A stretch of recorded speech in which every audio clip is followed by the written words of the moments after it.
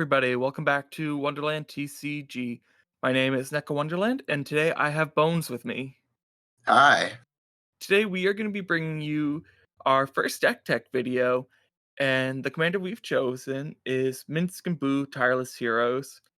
Minsc and Boo is one of the few planeswalkers that can be your commander.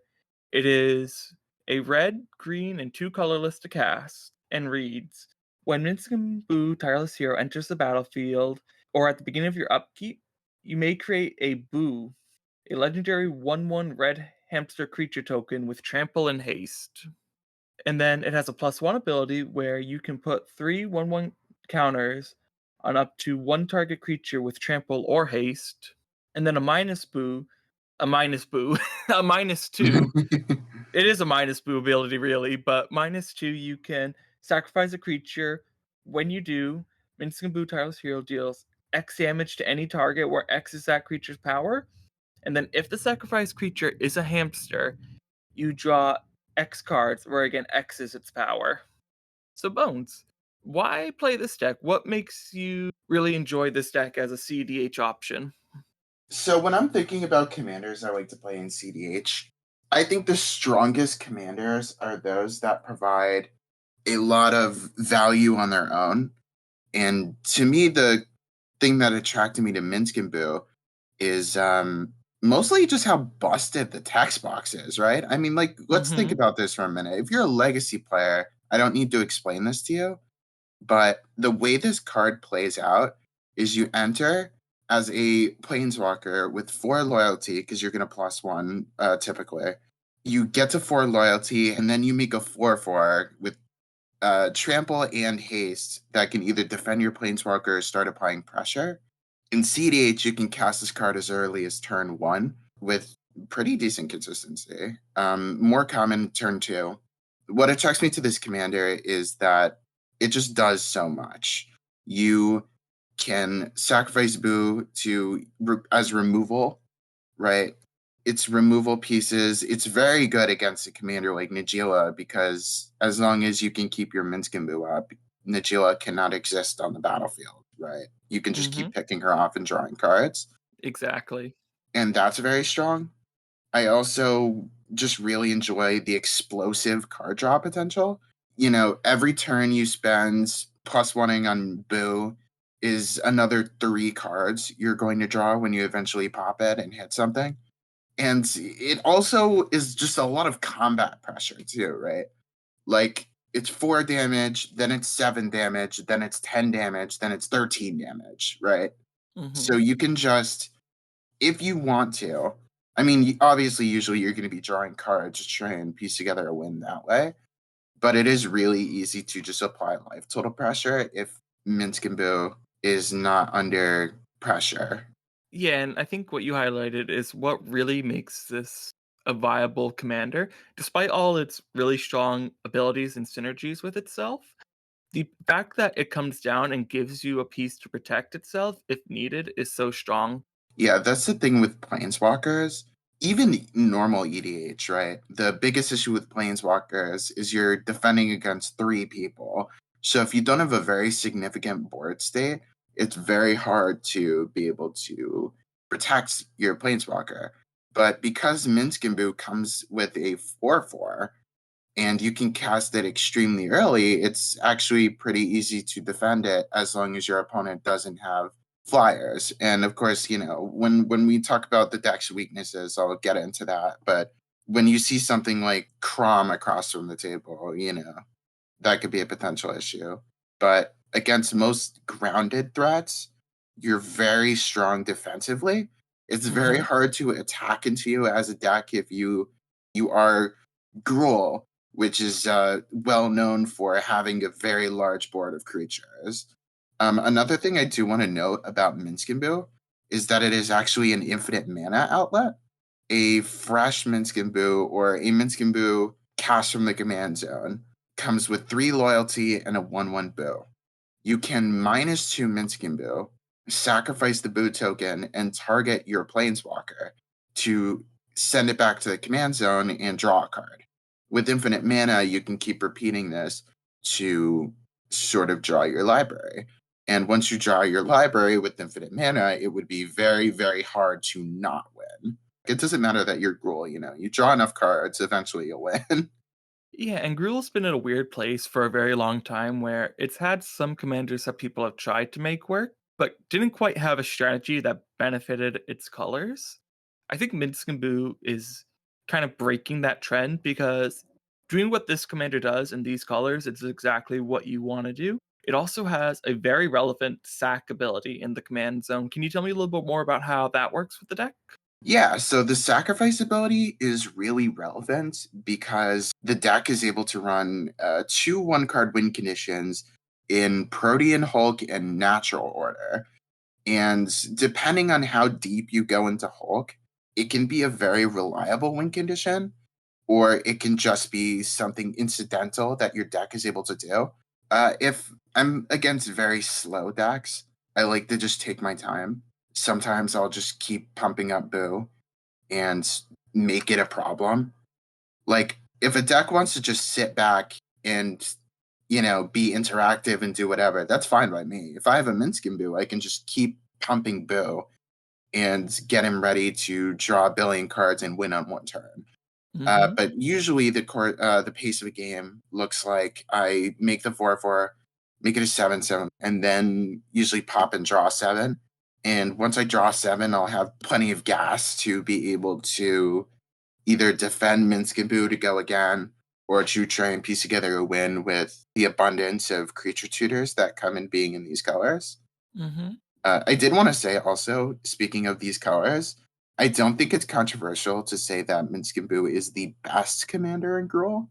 And I would say that, like, obviously, Minsc and Boo does 10 different things, but I think what is noteworthy specifically about Minsc and Boo is that not only is it a commander in Gruul with card draw, it is absurd levels of card draw. Your commander at worst says every other turn, like, draw 4. With Boo, it's really good because even if Boo is removed or you sack him, he comes back on your next turn with no investment on your part. It just naturally happens. Yeah, killing Boo is only a temporary solution. Like, even if you go to do your thing and your opponent interacts with Boo, it's like, that's okay. I'll just go to my turn, make another one, start the process again. And on the other end, too, if you remove the mints, pretty often you're okay with that because if you still have Boo, you can just recast him in most cases, and you're in a pretty good position to do what you want to do in the first place. At some points, too, if you've already minused Minsc and Boo, it's even a benefit. Yeah, one thing to note as well is that if you want to go for infinite mana, you need a Minsc and Boo that is not activated to be able to do the thing that lets you draw your deck. There are definitely cards in the deck that allow you to kill Minsc and Boo once you have infinite mana, but putting Boo into the command zone is a very big benefit. When I have when I sacrifice Protean Hulk, I will sacrifice Hulk targeting Minsc and Boo so that I can have him ready to dump the mana into. And we've talked about the Protean Hulk line, so actually, let's jump into what the deck contains. So let's start with the creatures. What is the Hulk line? So my particular build is way less of a Hulk deck. I like to say that Minsc and Boo in general is not a Hulk deck. It is a deck that runs Hulk. You don't have to be as all in on Hulk. You can very often just get a bunch of mana through playing out your game normally, and then use Hulk as a 1 card win con if the circumstances are right, or you Hmm. can even crack it for value. So the specific Hulk pile I go with in this deck would be Dockside Extortionist and Teamer Sabretooth. And with a Dockside count of 5, what you can do is make the 5 treasures, bounce Dockside with Sabretooth, replay it, and you can loop that. And each time you loop that, you net 1 treasure. And that eventually will get you infinite mana. But another thing you can do with this deck and with Hulk is you can find something like Hyrax Tower Scout on the board. You can crack Hulk and find your Kiki Jiki. Like, worst case scenario, Hulk is just a tutor. And if you notice that Hulk is the only creature with a CMC above 6. So theoretically, you have access to any creature or any combination of creatures below 6 that you need in that particular moment. So actually, I do want to talk a bit about this particular list. This is actually my very personal testing list. The list that is currently on the CDH database is a way more all-in Hulk deck. And my personal play style is very slow, very grindy, very mid-range. And that's sort of reflected in this deck list. But when you want to, if you want to go more all in on Hulk, there is a Snoop pile you can go with. The reason we are like we are right now on the database list is because of a new card that got printed in, what was it, March of the Machines, called a Hanger Scrounger. And there's now a new Hulk pile in Gruul that consists of Hanger Scrounger, Seeker of Skybreak, and Torch Courier. And with that pile, you can filter through your entire deck, get your graveyard completely filled, filter whatever you need, and then cast Breach, and then win with Breach using like any combo you want in the deck, because your entire deck's in your graveyard, right? Mm-hmm. As long as you have enough cards in hand, you can keep Breach in hand, and you can keep mana to cast Breach in hand. And it's not very hard to do that because the deck has a lot of fast mana. You see, like, even my mid-range build runs like Rite of Flame, Tinderwall kind of effects because rituals are very strong with being able to cast your commander very fast. But it's a boon to the commander that there are different ways to take the deck.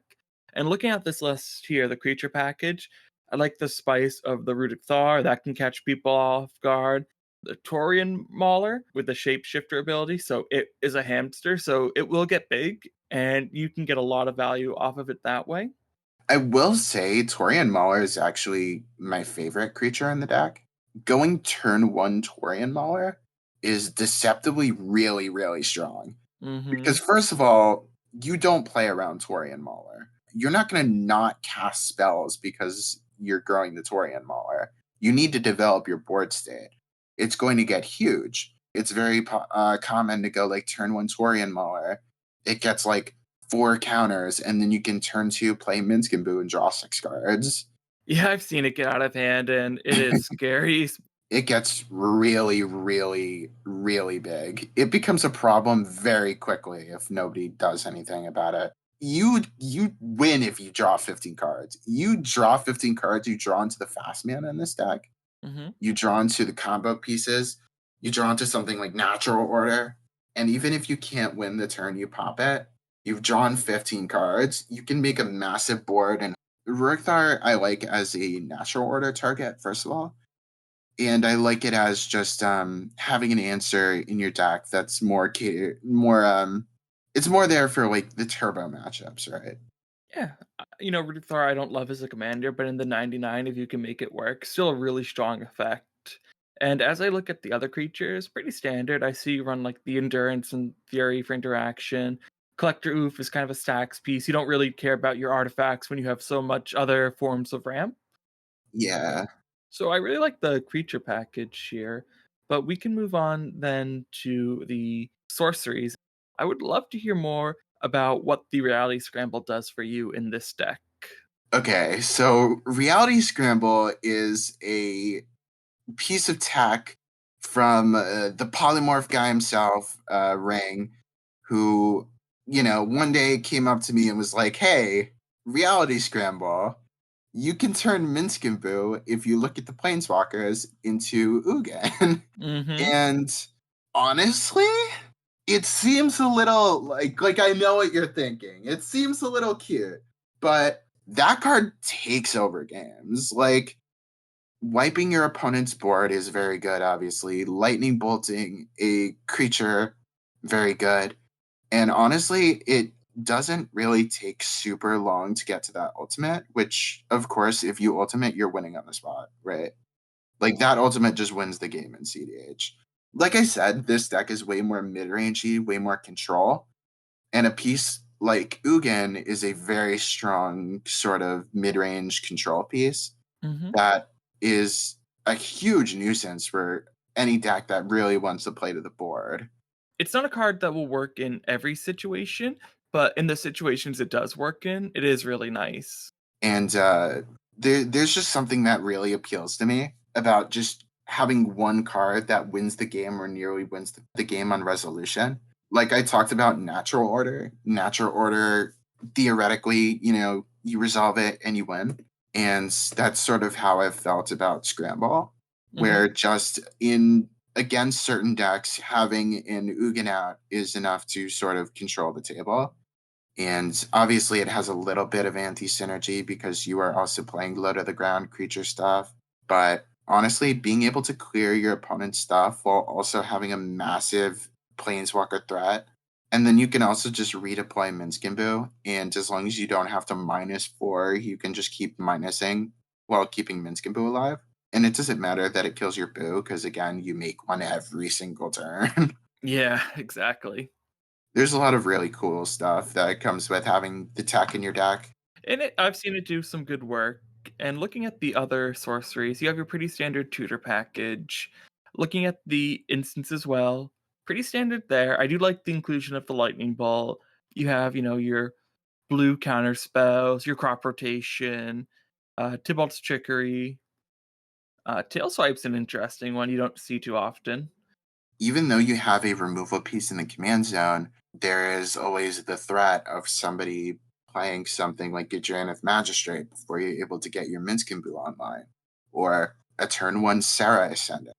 There are a lot of things that can really hurt you. And that's why you look at the instant package and you see things like Rending Volley. I talked about Crom as a commander that is really painful to see across from us because we Mhm. can cast our Minsc and Boo early, and then they can just cast their Crom and immediately kill it the turn after we play it. But something like Rending Volley can snipe that asshole out of the air uncounterably. And there's also, if you look at Collision Colossus, uh, I wanted to point out that card that I'm actually very high on. 2 mana to kill any flyer, and this is one of the very few effects that does kill Sarah. Mhm. But it also has dual usage as being a 2 mana draw for, actually. These pump spells sort of read as card advantage when you take into mind that Minsc and Boo draws cards equal to Boo's power. 2 mana for 4 cards is not a terrible rate, right? Oh, it's not horrible at all. Yeah. And then, like I said, I have a lot of stuff that respects Draneth Magistrate. Lightning Bolt, Mhm. of course, is there for that. I'd also like to highlight once we get infinite mana, we can use Eternal Witness and then either Temur Sabertooth or Kogla the Titanate to Mhm. infinitely rebuy a spell like Delayed Blast Fireball or Lightning Bolt to be able to kill the opponents with damage. And this is very useful for if you have to draw your library post combat and you can't win with like a Kiki Jiki combo. And yeah, tail swipe, like you said, some of it is respecting Draneth, but it also sort of becomes a 1 mana murder if you have a giant boo out. Yeah. But looking down at the artifacts, a pretty standard artifact package. Same with the enchantments. You have your survival, your carpet, your sylvan, wild growth to get some more value. So just more of that ramp, some of that card advantage, which really does very well in the deck.